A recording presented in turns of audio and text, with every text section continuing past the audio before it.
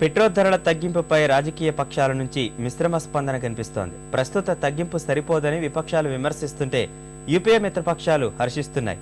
అధికార కాంగ్రెస్ పార్టీ మాత్రం అంతా తమ ఘనతేనని ఢంకా బజాయిస్తోంది. పెట్రోల్ ధరల వరుస పెంపుతో గగ్గోలు పెడుతున్న ప్రజలకు కాస్త ఉపశమనం కలిగించేందుకు ప్రభుత్వం నిర్ణయం తీసుకుంది.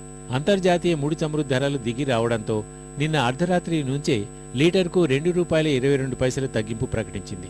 ఈ నిర్ణయంపై ప్రధాన ప్రతిపక్షమైన బీజేపీ పెదవి విరిచింది.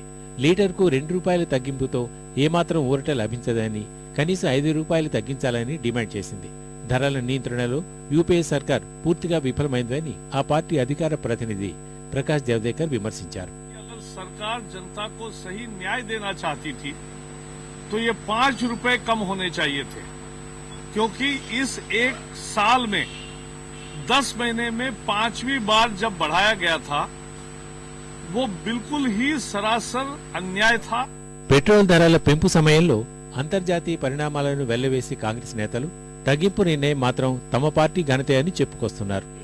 पार्टी ने लगातार ये बात कही है कि सरकार को हर संभव उपाय करने चाहिए जिससे कि तेल की कीमतें घटे, महंगाई पर रोक मिले, जनता को राहत मिले. तो अभी मैंने भी ये खबर सुनी है और ये अच्छी बात है अगर उसके दाम घटे हैं. ప్రభుత్వ నిర్ణయంపై యూపీఏ భాగస్వామ్య పక్షాలు హర్షం వ్యక్తం చేశాయి. ఇటీవల ధరల పెంపుపై మండిపడిన తృణమూల్ అధినేత్రి మమతా బెనర్జీ ప్రస్తుత తగ్గింపుపై సంతోషం వ్యక్తం చేశారు. లీటర్కు ₹2.22 తగ్గించడం ఈ 3 ఏళ్లలో ఇదే తొలిసారని చెప్పారు. పెట్రోల్ ఉత్పత్తులపై ఇంకా ధరలు తగ్గించాల్సిన అవసరం ఉందని ప్రభుత్వానికి సూచించారు. ఎన్సీపీ కూడా ప్రభుత్వ నిర్ణయాన్ని స్వాగతిస్తున్నట్లు ప్రకటించింది.